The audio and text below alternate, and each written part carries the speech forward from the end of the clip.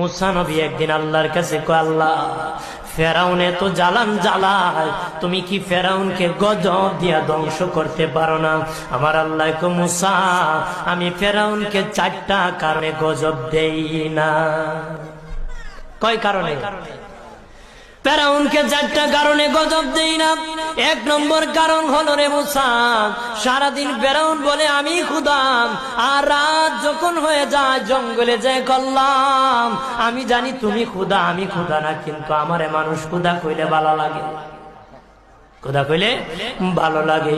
প্রভু তাই তুমি বিরক্ত হইয়া আমার উপর গজব দিও না। আল্লাহ বলে, মুসা রে, ওই ফেরাউনে রাত্রির দুয়ার কারণে আমি আল্লাহ তার উপর গজব দেই না।